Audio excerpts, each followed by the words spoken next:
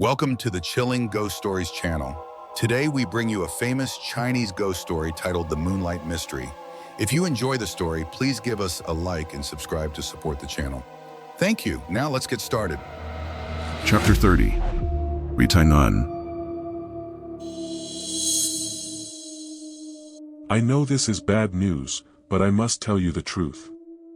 The test results show that your daughter, Yixing, has brain cancer with a malignant tumor, specifically a cell adhesion tumor. To some extent, this may explain why Yixing often has hallucinations. The brain is the primary organ of the central nervous system, and cell abnormalities will severely affect its neurological functions. Unfortunately, the focus of the previous treatment was diverted to neurological pathology. MRI scans and spinal probe tests show that the cancer cells have spread to the meninges, and the destructive nature and diffusion of the cancer cells suggest that surgery may not be able to fully treat it. Therefore, after surgery, chemotherapy will be required to continue controlling the condition.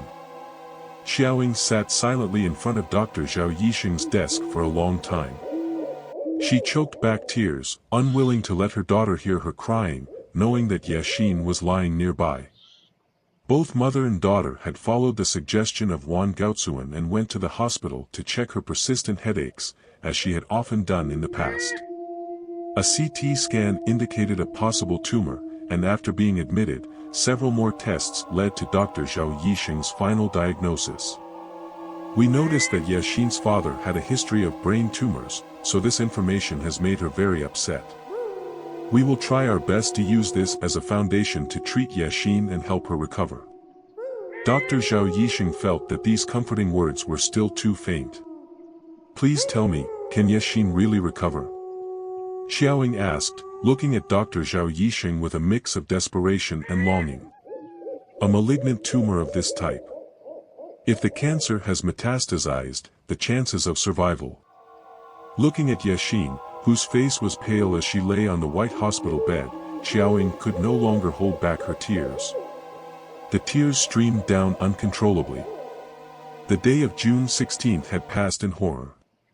She had thought her daughter had escaped disaster, only to face a new, even more difficult calamity. At the prime age of youth, Yixing had to struggle with the cruel shadow of illness. Why was life so unfair? Mom, don't be sad. After the surgery, I'll be fine. You should remember, I'm Yixing, so I have many hopes, and I can overcome everything. Yixing wanted to comfort her mother. Qiáo Yīng was deeply moved by her daughter's strength, caressing Yixing's haggard face, knowing that she was in shock. At that moment, Ouyang Shang and Wang Gaozuan entered, bringing bright smiles that warmed the room.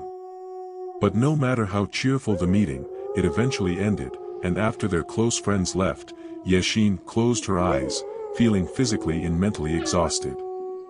Finally, Yixing understood why Wang Lanshan had left her those scientific books.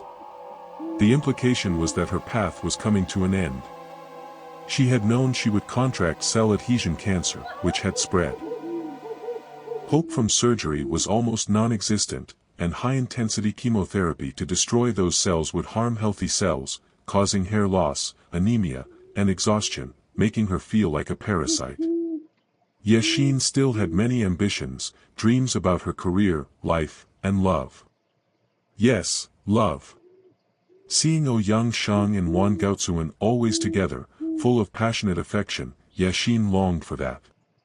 She only had a fleeting, unimportant affection, not even a one-sided love. But somehow, it was deeply imprinted in her heart. Thinking of it, tears again flowed down Yixing's face. Two streams of tears spread across her cheeks. If he were here, he would wipe her tears away. Suddenly, a hand reached out to wipe away Yixing's tears. She shuddered and cautiously opened her eyes to look. It was him, with thick black hair, unkempt, a bright face, and eyes full of warmth. Why are you here? Why did you let me love you but only give me a false truth? Yixing still remembered him. She knew this was a feeling born from her illness, but she couldn't resist it. You're wrong. You're the one who made me love you. Love is always real. His voice seemed to echo from far away. Yashin grasped his hand tightly, then closed her eyes again. Yes, she felt it was real, and she didn't want the feeling to fade easily, so she held his hand very tightly, for a long time. A long time passed before Yashin remembered there were still many questions she wanted to ask. Tell me, you're a good person, right? You're waiting for Yi to appear, haven't you harmed those female students? I've been waiting, and I've found you. Your feelings have always been correct, I've never harmed anyone. Then who harmed them? Could it be the vengeful spirits of Moonlight Society? I feel they are just as real and good as you.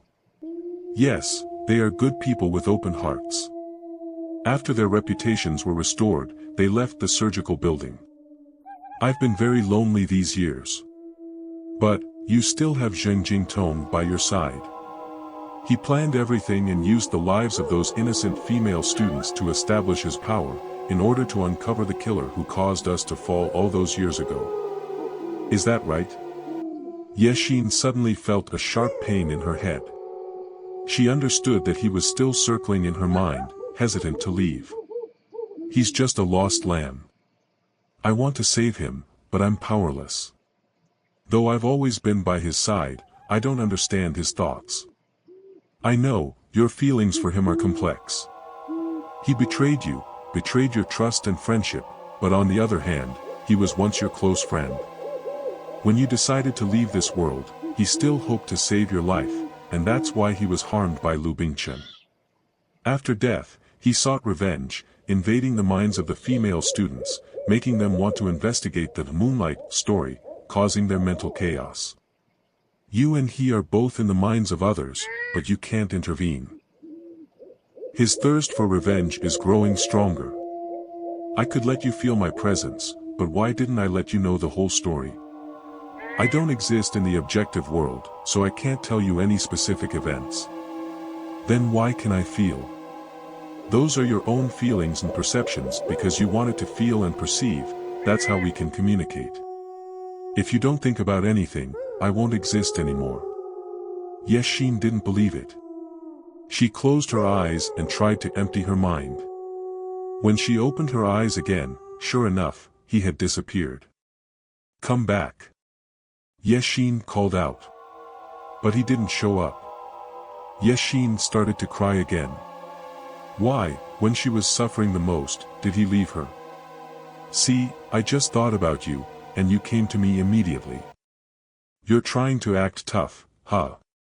Yashin stopped crying and smiled. What you mean is that all of our encounters happen in my mind, and you can't speak to me directly. Everything is the result of my thoughts and inferences. So, what Wang Lanshan said isn't wrong, you're not ghosts, you're a kind of energy that makes us think. In other words, you stir our emotions. I understand, you didn't do it on purpose. You've always helped and reminded me. You were just worried that I would become the next sacrifice of Zheng Jingtong. So, maybe this could explain why that night at the radio station I felt those eerie, terrifying footsteps, sometimes heavy, sometimes light. Maybe you were trying to stop Jingtong from torturing me. It could also explain why, when Jingtong used Wang Lanshan to hypnotize and kill Dr. Ding Liang Tuan, I was led there. Perhaps you were reminding me, because you still remembered I didn't agree with leaving the hospital. You were protecting me.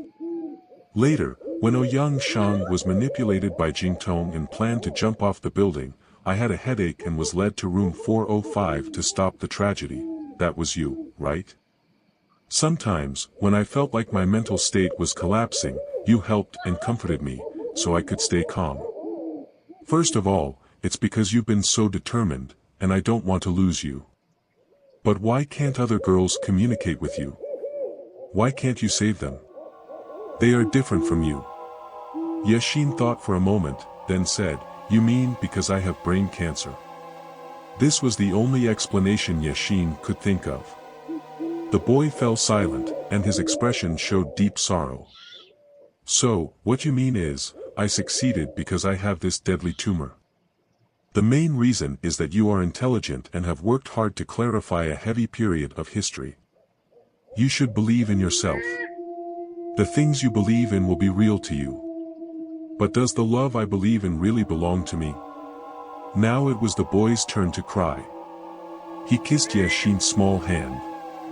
Yashin noticed the faint bite marks still visible on the back of his hand.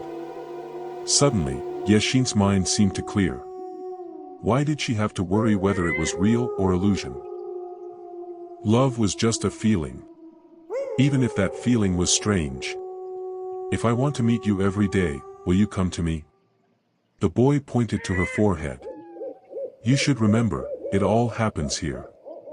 Actually, my existence, or rather, our existence, depends on you.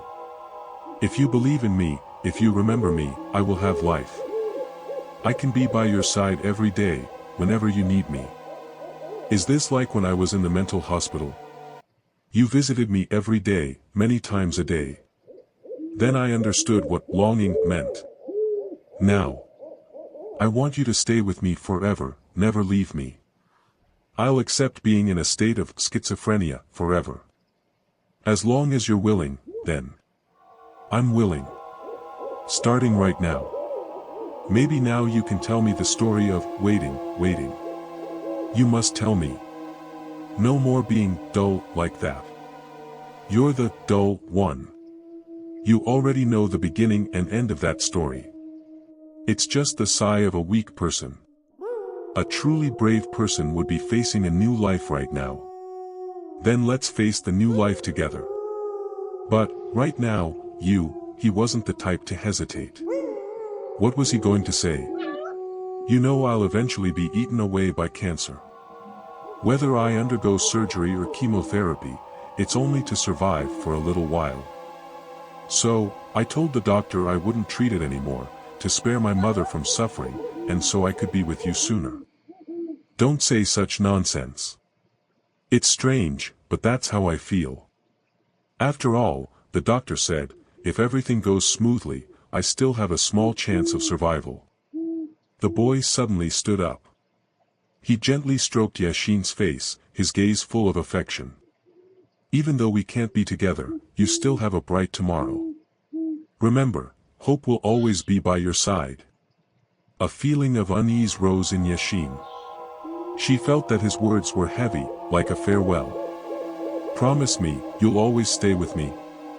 He looked directly into her eyes, then softly began to sing. The song seemed to come from far away, beyond the horizon. Open your eyes wide, but see only the gray, gloomy sky, on where the rainbow waits just beyond. You sit at the bottom of a small well, unable to return to that place of yesteryears. From the moment I saw your shadow appear, my life ceased to be a faded black and white photograph. Brushing away the dust, I rediscovered the smile, long forgotten in the corners of my soul. I wish for time and space to cease their constant change, so I could remain by your side forever. I want to stay here, never to leave your warm, radiant gaze. Illuminated my world that was shrouded in darkness yesterday.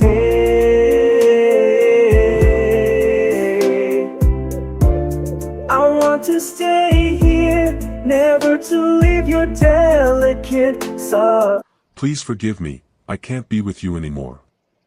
Forget about me. After saying this, he disappeared. Yashin didn't want him to leave so quickly. She reached out her hand, but an excruciating headache caused her to faint. What happened? We can't conclude anything yet. But it's clearly a wonderful and unprecedented good news. Yashin's tumor has completely disappeared. This is a phenomenon that has never occurred before in our hospital. Dr. Qiáo Yīng flipped through a stack of test report papers, his voice full of confusion. Of course, it's not that something like this has never happened before. There have been reports abroad of cases where tumors, after a clear diagnosis, suddenly disappeared. Some have boldly hypothesized that the body's immune system might have truly kicked in. This would mean that certain cells with special destructive power could have eradicated the disorganized tumor cells. The concept of immunotherapy for tumors is essentially based on this idea. Mrs. Qiáo Yīng hugged Yasheen, who was lying in bed, overwhelmed with joy to the point of tears. She then turned to firmly hold Dr. Zhao's hand, repeatedly thanking him. "You don't need to thank me. You should thank the miracle. I mean, sometimes there are miracles." Dr. Qiáo Yīng was too hesitant to accept too much credit. Yasheen sat beside them, suddenly muttering, "Maybe it wasn't a miracle at all." Mrs. Qiáo Yīng was slightly taken aback. "What are you saying, dear? There's something strange here." Just then, Ouyang Shang arrived. Mrs. Liang Jijuan had already told her the good news, and she rushed in to visit her friend. Mrs. Qiáo Yīng, knowing Ouyang Shang's outgoing nature, stepped out of the room and gave her a few words of advice. "Yasheen, I really don't understand you. Such great news, everyone is overjoyed, yet you remain so calm, almost sad. Why is that?" Ouyang Shang noticed Mrs. Qiáo Yīng's concern was not without reason. As a disciple of Agatha Christie, you should be able to guess, right? Yasheen felt much lighter after seeing Ouyang Shang. "Can't you give me a hint? I'm not as clever as you. I can't compare to you. Now I admire you even more. I've realized I'm the true, chosen victim, who was saved by you, and I don't even know how to thank you properly." Again with the endless thanks. Yasheen sighed. "Stop with the endless thanks, I've already said it 1,000 times. Remember this, without you, I'd still be stuck in a mental hospital right now. And since we're talking about you as the chosen victim, I still haven't asked you this, how did you get that comb? I found it in the utility storage room on the 5th floor. I don't know why, but at that moment, I was so obsessed with it that I kept it. Looking back, it still feels completely baffling." Yasheen said, "That comb must have been in your mind, manipulated by Tong. I believe the comb is a symbol, representing death caused by love and betrayal. Think about it, the back of the comb has red and black gems. Red symbolizes love and beauty, while black symbolizes death and evil. However, the relationship between Xiaoran, Kongfendi, and Tong is so complicated that two colors aren't enough to explain everything. The terrifying part is that it seems like Shen Weiqing had predicted the outcome, which is why she left the comb. Maybe she wanted to test her own intuition." Ouyang Shang said, "Chan Dai Xian also said something like that. He mentioned that if we overlook the standard explanations from historians and literary critics, then red and black in Stendhal's red and black could somewhat imply the same thing. I also think that Kongfendi deliberately placed the comb near the female students who jumped off the building in past years because of its symbolic meaning. Before jumping, the victims hid the comb in the utility room so that the chosen victim could come along and take it. I believe that the comb's appearance made Lu Bingcheng increasingly sensitive to his past, leading him to more fear, insomnia, sleepwalking, and continuing to make mistakes. And don't forget, Xiaoran also hid his diary in that same utility room, and later, Zheng Jingtong pointed the investigation team to it, so that Lu Bingcheng could retrieve it. That room could be seen as the origin of betrayal and death. Of course, the comb was taken from there. But I still don't understand why Shen Weiqing could predict Xiaoran's death." Ouyang Shang replied, "The past few days, every time I met Chan Dai Xian, we either worried about you or tried to figure this out. One day, when we were thinking hard, he suddenly said, 'Don't forget, Shen Weiqing is an actress.' I asked, 'What does that mean?' He said, 'An actress's job is to perform. The script and plot are all predetermined. No matter what role they play, they already know their fate from the start. Yexin immediately shouted, "The theory of fate." Shen Weiqing is a talented actress and a severe schizophrenic. Once she has this idea, she believes that the tragedy is inevitable. Xiaoran's death completed her theory of fate, but if we think about it, Xiaoran's death wasn't caused by that prediction, but by her living environment and social context. Her mother was once a talented movie star, mostly acting in art films, which laid the foundation for Xiaoran's artistic talent, but it also created a weak personality. Growing up without parental love, Xiaoran's character became sensitive and lonely. On the other hand, her wealthy family and overprotective relatives made her unprepared to face hardships and pressures. When you look at everything, it seems more like a coincidence between intuition and randomness, rather than fate. Specifically, if Fan Di had come to clear up the misunderstanding that night, or if Zheng Jingtong had more time to convince Xiaoran not to commit suicide and wasn't killed by Lu Bingchen, then Xiaoran wouldn't have taken her own life. These are factors created by humans, and Shen Weiqing couldn't have predicted them. Yexin nodded repeatedly. She could never have predicted that after Xiaoran's death, the face-shattered tragedy would continue, and a child who accidentally witnessed her breakdown would later leave behind the aftermath of Moonlight, beautiful music, face-shattered. Zheng Jingtong sold out his closest friend to gain some political leverage. His father, Trin Trian, who lost his position as steward and money, exposed his boss's private matters. The destinies of these two generations are almost parallel. Their personalities are complex, but very true. Under certain circumstances, they can be very strong and honest, but when calculating for themselves, they become extreme to the point of distortion. But don't forget, Zheng Jingtong has been able to control your actions. Speaking like that, aren't you worried he'll take revenge on you? Yexin teased her friend. Ouyang Shang replied, Van Khan and I have also looked into this issue, and the conclusion we reached is the age-old phrase, believe it and it's sacred. Don't believe it and it's nothing. The remaining energy from Zheng Jingtong can only lurk in the brain of someone who is half believing and half doubting about ghosts. If you think like him, he will manipulate you to do things you can't even explain, just like I planned that night for the wolf to leave the mountain before jumping off.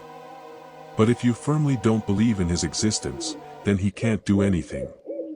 I think that maybe Chu Man, Qin Shi, and many others were also influenced by Zheng Jingtong's energy, but since they didn't believe, they didn't show any symptoms. But the two of us, we've been used. As for the previous girls, they were all from Jiangnan.